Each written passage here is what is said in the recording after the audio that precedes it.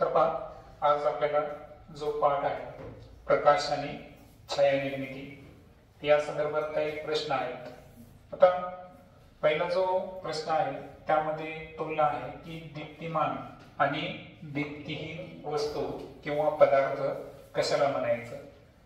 लक्षात घ्या, सूर्य तुम्ही बघता, सूर्याला काय आहे, स्वतःचा प्रकाश।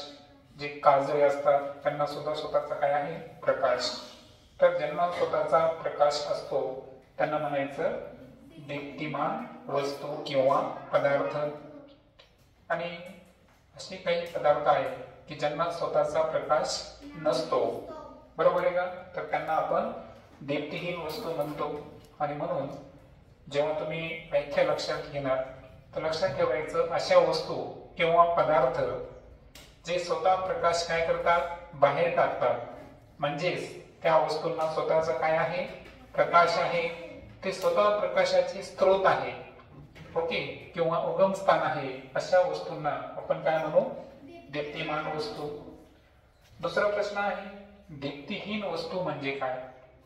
आणि सांगितल्याप्रमाणे जे वस्तू किंवा पदार्थ जे स्वतः प्रकाशाचे काय नाही, स्रोत नाही, उगम स्थान नाही, ज्यांना स्वतःचा असा प्रकाश नाही, तर त्यांना आपण दीप्तिहीन वस्तू म्हणतो। आता तिसरा प्रश्न दिला आहे तुम्हाला, प्रकाशाचे कृत्रिम स्रोत कोणते।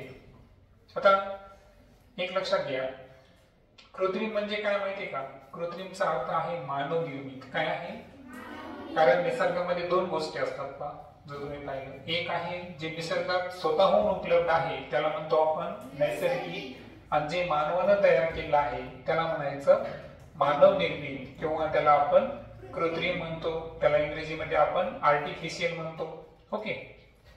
तर पुढचा प्रश्न आहे प्रकाशाच्या नैसर्गिक स्रोतांची उदाहरणे।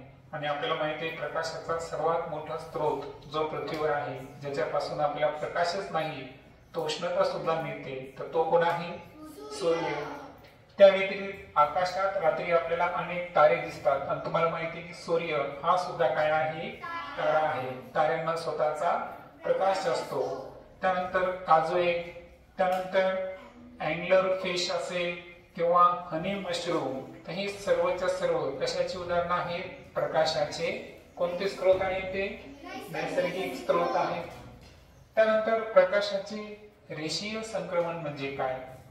आता कधी कधी तुम्ही तुमच्या घरी बघत असताल पहा की खिडकीतून तुम्ही प्रकाशाची जर जी झळक येते ती सरळ रेषेत असते। कशी असते, सरळ रेषे, म्हणजे प्रकाशाचा एक गुणधर्म आहे की प्रकाश हे नेहमी सरळ रेषेमध्ये प्रवास करते, बरोबर आहे का। आणि म्हणून प्रकाशाचे रेषीय संक्रमण म्हणजे काय, तर प्रकाशाच्या सरळ दिशेत जो त्याचा प्रवास आहे त्या प्रवासाला प्रकाशाचं काय म्हणायचं, रेषीय संक्रमण। पहा कधी कधी काय होतंय, जुनं जर टीन असेल ज्याला आपण पत्र म्हणतोय की नाही, तर जर छिद्र असेल तर त्या छिद्रामधून प्रकाश येतो पहा, तो प्रकाश कसा दिसतो आपल्याला, सरळ रेषेमध्ये, म्हणजे प्रकाशाचा गुणधर्म आहे की प्रकाश जे आहे हे सरळ रेषेमध्ये प्रवास करतो, आणि त्याला त्याच्याच गुणधर्माला काय म्हणायचं, प्रकाशाचे रेषीय संक्रमण। पुढे जर पाहिलं आपण तर प्रकाशाचे परावर्तन म्हणजे काय। आता याचं सुंदर उदाहरण जर पाहिजे असेल तर पहा, मी तुम्हाला पाहू शकतो, तुम्ही मला पाहू शकता, कारण आपल्यावरून प्रकाशाचं काय होतं, परावर्तन। आपण जर अंधारात उभे राहिलो तर आपण कोणाला दिसतो का, नाही। उजेडात राहिल्यावरच का दिसतो, कारण जेव्हा आपल्यावर प्रकाश पडेल आणि त्याचं परावर्तन होऊन समोरच्याच्या डोळ्यात जाईल तेव्हाच आपल्याला दुसरे जण पाहू शकतात। आणखीन एक उदाहरण पहा, चंद्र आहे, चंद्राला स्वतःचा प्रकाश आहे का, नाही। सूर्याची किरण चंद्राच्या पृष्ठभागावरून परावर्तित होऊन पृथ्वीपर्यंत येतात आणि त्याला आपण काय म्हणतो, चंद्रप्रकाश। चंद्रप्रकाश हे सुद्धा प्रकाशाच्या परावर्तनाचं उदाहरण आहे। आणि म्हणून प्रकाशाचे परावर्तन म्हणजे काय, ते पहा, प्रकाशाच्या स्रोतापासून वस्तूवर पडणारी जी प्रकाश किरणे आहे हे वस्तूच्या पृष्ठभागावरून काय होतात, परत फिरतात, आणि या परत फिरण्याला काय म्हणायचं, प्रकाशाचे परावर्तन। आणि पुढचा प्रश्न आहे की वस्तू आपल्याला केव्हा दिसते. आणि मी तुम्हाला अगोदर सांगितलं की वस्तू दिसण्यासाठी दोन गोष्टी महत्वाच्या आहेत. त्या वस्तूला एक तर स्वतःचा प्रकाश पाहिजे किंवा त्या वस्तूवरून प्रकाशाचं काय व्हायला पाहिजे, परावर्तन व्हायला पाहिजे. परावर्तित किरणे कशाला म्हणायचं, एखाद्या वस्तूच्या पृष्ठभागावरून जेव्हा प्रकाश किरण परत फिरतात तर परावर्तनानंतर जी किरणे असतात त्याला म्हणायचं परावर्तित किरणे. काय म्हणायचं, आणि लक्षात, परावर्तित किरणे म्हणजे काय. आणि म्हणून लक्षात घ्या की परावर्तित किरणे जी आहे ही आपल्या डोळ्यापर्यंत पोहोचली की आपल्याला ती वस्तू दिसायला लागते. जर एखाद्या वस्तूची परावर्तित किरणे आपल्या डोळ्यापर्यंत पोहोचली नाही याचा अर्थ ती वस्तू आपल्याला दिसणार आहे का, नाही. त्यानंतर पुढचा प्रश्न आहे चंद्रप्रकाश कशास म्हणतो आपण. आता चर्चा केली आपण की जे तारे आणि ग्रह यांच्यामध्ये फरक काय आहे की ताऱ्यांना स्वतःचा काय असतो, प्रकाश असतो. पण ग्रह असतील, त्यांचे उपग्रह असतील, त्यांना स्वतःचा प्रकाश आहे का, नाही. आता पृथ्वी हा सुद्धा एक ग्रह आहे, त्याला स्वतःचा प्रकाश आहे का.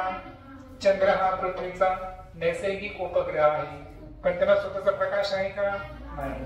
तर लक्षात घ्या, जे सूर्यप्रकाश आहे ना तर याचं चंद्राच्या पृष्ठभागावरून काय होतं, प्रकाशाचं परावर्तन होतं आणि ती परावर्तित किरणे पृथ्वीपर्यंत पोहोचली की आपल्याला चंद्र दिसायला लागतो आणि त्यालाच आपण काय म्हणतो, चंद्रप्रकाश. पण मुळामध्ये चंद्राला स्वतःचा प्रकाश आहे का, नाही. तो कोणाचा प्रकाश आहे, सूर्याचा.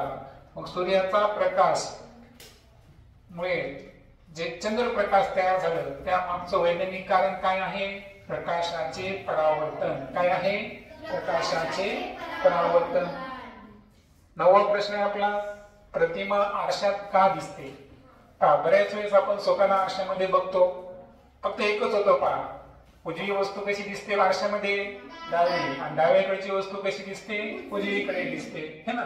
तर आता लक्षात घ्या, जेव्हा आपण आपला चेहरा आरशामध्ये बघतो ना तर आपल्या चेहऱ्यावरची जी प्रकाश किरणे आहे है ना, आपल्या चेहऱ्यावर जो बाहेरचा प्रकाश पडला तर तो परावर्तित होऊन कुठे जातो, आरशापर्यंत जातो. आणि म्हणून लक्षात घ्या की चेहऱ्यावरून परावर्तित झालेला प्रकाश जेव्हा आरशावर पडला त्याच्यानंतरच आपल्याला आपली काय दिसली, त्या ठिकाणी प्रतिमा दिसली. म्हणजे प्रतिमा, आरसा अंधारात जरी असेल पण तुम्ही जर उजेडात असताल तर आरशामध्ये तुम्ही काय करू शकता, स्वतःला पाहू शकता. मग काय झालं, कारण तुमच्या चेहऱ्यावर पडलेला प्रकाश जो होता बाहेरचा त्याचं परावर्तन झालं. तो परावर्तन कुठपर्यंत गेलं, आरशापर्यंत. आणि आरशामध्ये काय तयार झाली, तुमची प्रतिमा. आपण जे एकमेकांना बघतो ना याच्या सुद्धा प्रतिमा आपल्या डोळ्यामध्ये तयार होतात, है की नाही. एक रेटिना आहे डोळ्याचा पडदा, डोळ्याच्या पडद्याला काय म्हणतो आपण, रेटिना. आपल्या डोळ्यामध्ये लेन्स असतं, त्या लेन्स मधून प्रकाश किरण जी आहे ही प्रतिमा तयार करतात आणि ती आपल्या रेटिना पर्यंत पोहोचते, है की नाही, पडद्यापर्यंत. तिथून मेंदूला कळतं की आपण काय पाहिलेलं आहे, नर्वच्या साह्याने. आणि लक्षात, मग अशा पद्धतीने ही प्रतिमा तयार होते. आणि त्यानंतर प्रतिबिंब तयार करणाऱ्या वस्तूंची नावे लिहा. आता आपली प्रतिमा आपण काचामध्ये है ना, आरशामध्ये तर पाहिलंच आहे, परंतु त्या व्यतिरिक्त जर पाहिलं आपण तर नवीन ताक असेल, केला कधी कधी केला ना, नवीन ताकामध्ये पण आपला चेहरा दिसतो. त्यानंतर काही भिंतींना गुळगुळीत असतं, ग्रेनाइट असतं पहा, है ना. काही वेळेस कशी फरशी पण एकदम चकचकीत असेल अशामध्ये सुद्धा आपला चेहरा आपल्याला दिसायला लागतो, है ना. म्हणजे आपलं प्रतिबिंब तयार होतं. तर अशा पद्धतीनं जे आहे, तलावातील स्वच्छ पाणी असेल, बरोबर आहे का, तलावाच्या स्वच्छ पाण्यामध्ये पण तुम्ही स्वतःच्या काय पाहिलं असेल, प्रतिमा. मोबाईलचा डिस्प्ले पाहिला का तुम्ही, कधी कधी तो बंद असल्यावर सुद्धा त्याच्यामध्ये काय दिसते, आपली प्रतिमा दिसते, हे की नाही. तर अशा पद्धतीनं प्रतिबिंब जे आहे हे अनेक वस्तूंमध्ये आपण पाहू शकतो. तर ही आहे थोडीशी माहिती प्रकाशचा संदर्भात. उद्या आपण छाया म्हणजे सावली कशा पद्धतीने तयार होते आणि त्याची गुणधर्म काय या संदर्भात चर्चा आपण उद्या करू.